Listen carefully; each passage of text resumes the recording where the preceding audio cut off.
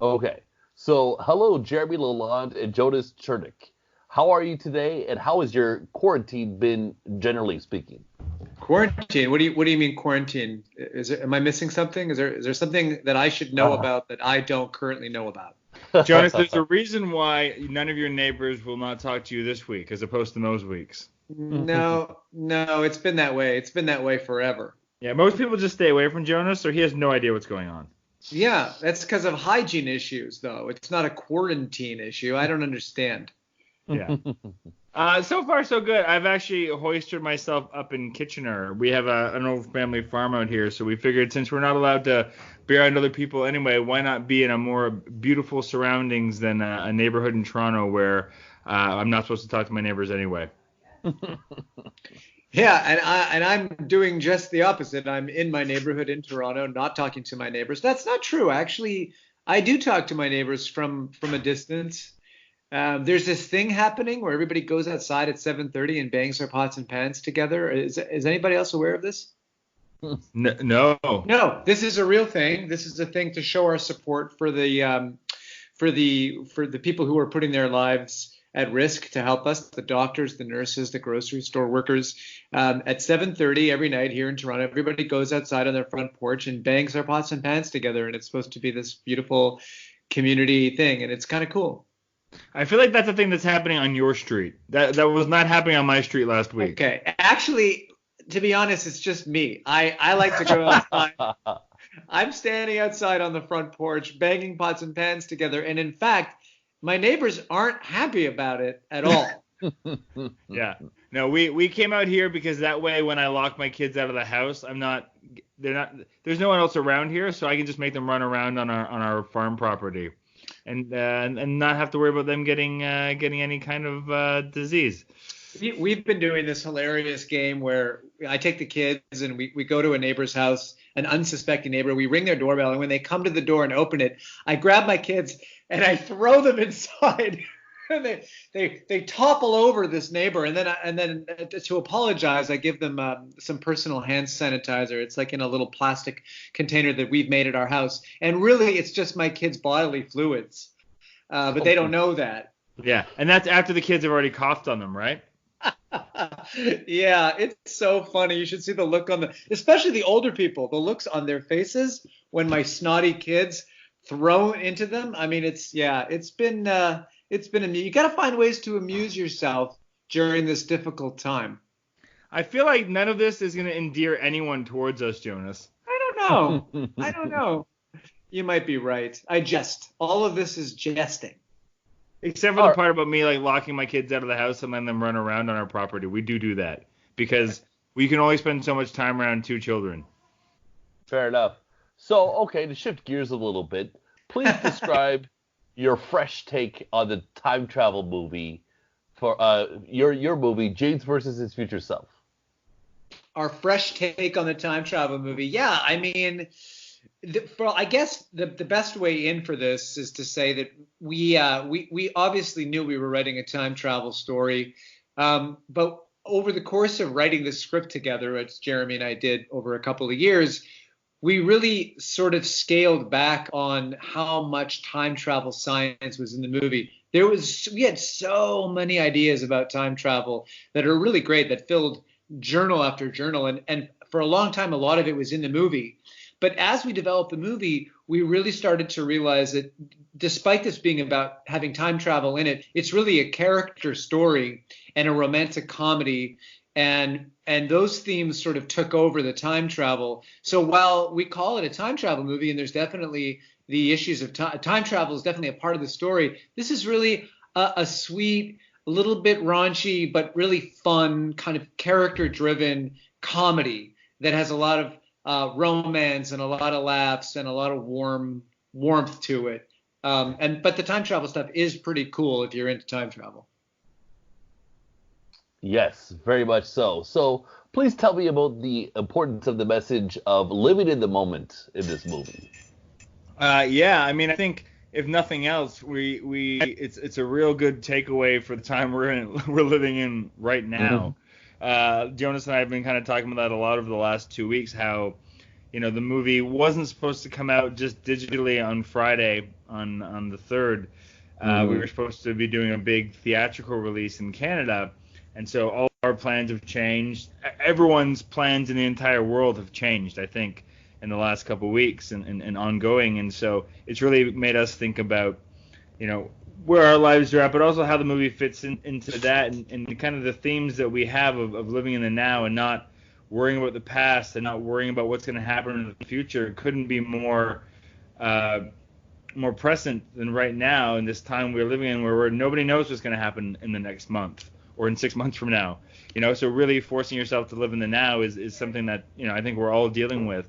But it's something, as Jonas and I, we're artists and filmmakers, but we also have families, and so I think a lot of the times we can get caught up inside of our own heads. And so as we kind of glommed around and kind of discovered this theme, I think it spoke a lot to us and kind of where we're at in our lives, and we thought it was a real great fit to make a time travel movie about learning how to be in the present. Okay, tell me about the cast of this movie. Yeah, so we've got Jonas is obviously in the cast. Jonas Chernick, the co-writer, producer of the movie. So he plays the title character, James. And we got really, really lucky that we got the one and only Daniel Stern to play Jonas's older begrudged self, who you might look at the poster and be like, those two guys don't look like spitting images of each other. and they don't necessarily, but we like to believe that there's this commonality they share. And also the movie kind of explains pretty quickly why it's okay that they have slightly different looks to them. Yeah, we also have an amazing cast around Daniel Stern and myself. Tommy Amber Peary, Canadian superstar. She's in the Ottawa film. native. Ottawa native. Oh, wow. Yeah. Go Senators. And we also have Frances Conroy, who people know from her many years on 6 Feet Under, where she was nominated for, I think, 6 Emmy Awards, and she's now on this American Story and recently played Joker's mother in Joker. And Frances is a veteran star of the stage and screen, and she came up and did the film with us. And the leading lady in the film is Cleopatra Coleman, who people will recognize from the Fox comedy series Last Man on Earth, and she's also in the Netflix. She's the star of the Netflix film In the Shadow of the Moon. And she plays Courtney in the film. So we've got a really great cast. Daniel Stern's been nominated for a Canadian Screen Award for Best Supporting Actor. Many critics, if you go online, if you look us up on Rotten Tomatoes, where, by the way, we currently have a 100% tomato reading. That's not even a humble brag. That's just a brag. Daniel Stern, many critics are saying that this is Daniel Stern's career best performance, that this is the movie. It's a big role for him. He's been taking a bit of a break from film and TV. This is a juicy part for him. He's won an award. He's nominated for another award. And he's really enough of a reason to check out this movie this weekend. He's hilarious. He's very deeply emotional. He's surprising in it. And he just has a lot of fun with it. Very cool, very cool. So, who is the MVP of the crew? Oh man, that's a good question. We had a lot of amazing people on the crew. I'm going to tell you who the MVP on the crew was. And I don't think he's in Ottawa, so we won't hear this. But we had a guy come out. We thought we were doing him a favor. His name is Spencer Giese, and he had just graduated from film school, and he really he wanted to be involved in the movie in some way. And we thought, you can come out and sort of shadow Jeremy and hang around on set and see what it's like to make a movie. Turns out he did everything. He was the guy that in any crisis, in any time we needed, oh my God, something's happening, we need tape to fix this. He'd be in there before anybody. It was like a miracle. He plays every Uber and taxi driver in the movie, I think like 4 or 5 times. He's the guy that when we had needed a smoke machine to give atmosphere to a scene where you needed some thick air, he's the guy with the flag fanning the smoke just perfectly so the light glares through it. He was amazing, and he's become a very close friend of ours. Very cool. Yeah, Was and this? it's and I Sorry. and further to say that it's like he wasn't the guy that would like just jump at any. He would look ahead and see what problems were coming up, and just be a great sounding board for everything. Yeah, Awesome. 100%. That Spencer was the MVP of this movie. All right. Well, I guess that's the first time you've been asked that question. I thought that was a good question too. So, was this an enjoyable shoot? No. Yeah. Okay. Different responses. No. I mean, I jest. But here's the thing: it's like I think there's the old story that it's like on set every day, the truck full of fresh compromisers shows up.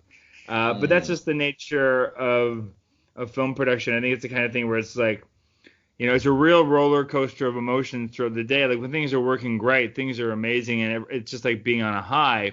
But when things aren't working, it just feels like the end is near and nigh. So but I think like we had a great producing team, with Jonas and also our other producing partners, Jordan Walker and Jonathan Bronfman. And so we had a really great star team that way that, as a director, I can tell you who also tries to like one hand in on knowing what's going on in the producer realm. They were really amazing at protecting me and not knowing all the nightmare stuff that was happening behind the scenes so that I could just focus on what I needed to do. And Jonas and Jordan and I were actually living together in Sudbury where we shot the film. And so the kind of thing on the car ride home at night, I'd get the intel and the lowdown on what fires they had to put out during the day. And I can tell you that was the best time for me to learn about it because I did, so they were great in that way. And I always felt very supported as a creator and never felt like, the nightmares were getting in the way of making the film.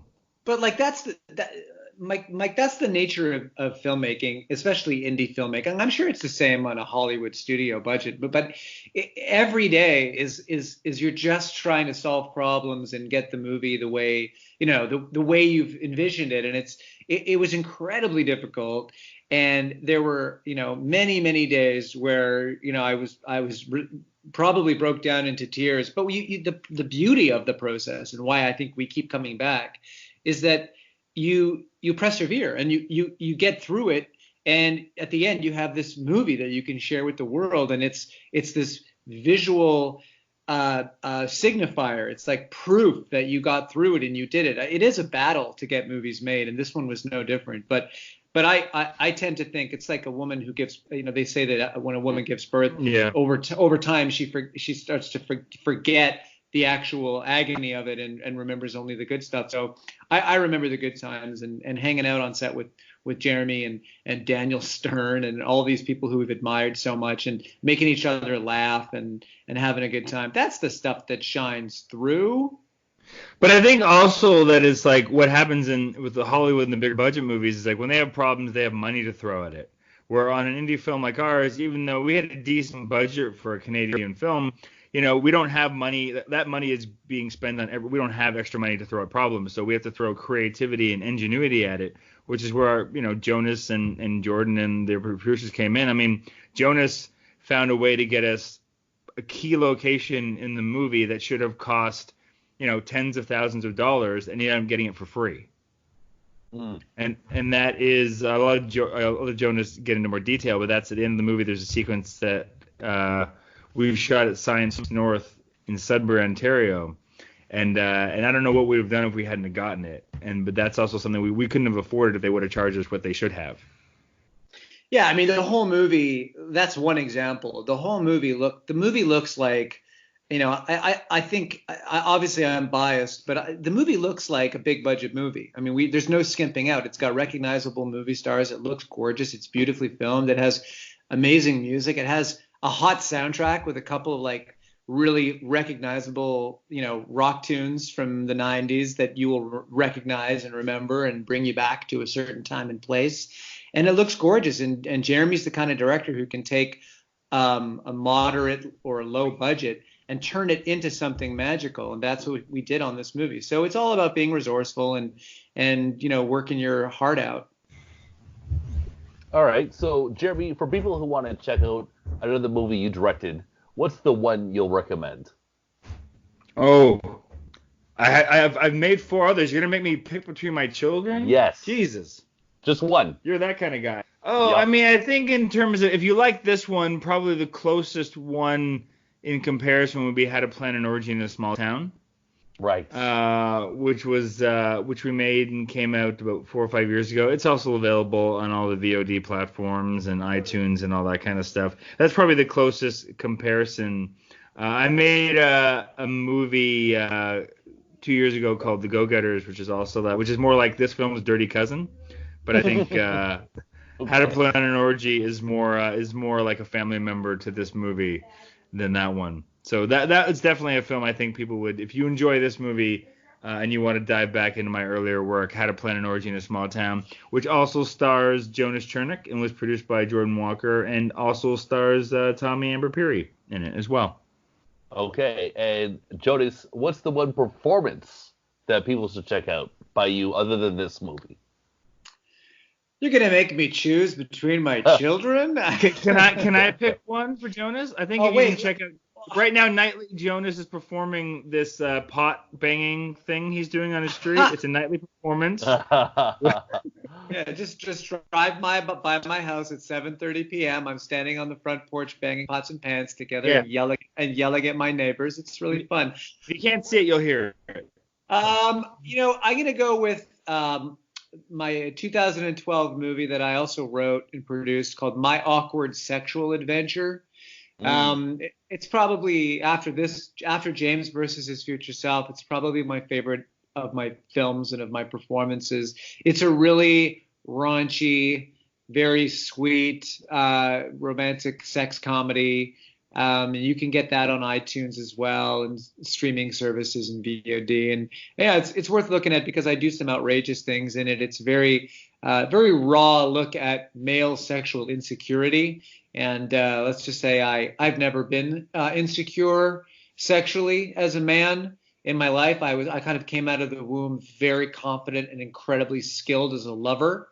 So the performance is kind of revelatory because for me to actually act like I'm sexually insecure, it's almost impossible to fathom. Okay. So that's one I would recommend. Can I give Jonas a shout out for something else that I think is a movie that probably didn't get seen as widely as it should have? Sure. Jonas made a movie between that one and this one called Borealis, which is he made with the same filmmaking collaborator, Borealis, and you get to see a really different side of Jonas that you don't normally get to see. That is a really fantastic performance. Oh, thanks, Jeremy.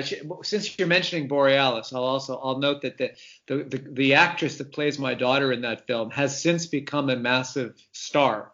Her name is Joey King, and we made the movie about 5 years ago, and then 2 years ago she broke out huge because her movie The Kissing Booth was like the #1 Netflix movie last year, and then she was nominated for an Emmy and a Golden Globe and a SAG award this year for a TV series called The Act. So thank you for mentioning that, Jeremy. You're very kind. And also sometimes you can be really mean. Okay. All right. So can you guys share the funniest story that happened while making this movie? Oh, here we go. Okay. So there's a scene, and you can see this in the trailer. There's a scene where in an attempt to teach James how to meditate, the older James, played by Daniel Stern, slaps James to teach him how to be present and to focus on where he is. So the day of that shooting, you have to understand Daniel Stern, the other thing he does, his passion in life is sculpting. He's a bronze sculptor, and so part of that is like you sculpt with clay. He has got these hands that can like bend steel. They're just super strong, beastly hands. And Daniel's a big guy to begin with. So Jonas was a little bit nervous about the slap because Jonas also wanted to do that actory thing where he gets slapped for real so he can really react to something. And he asked Danny, he's like, can you just like give me a practice slap? Go like a quarter speed. And so Danny does it for him. And of course, Jonas thought his head was going to fall off.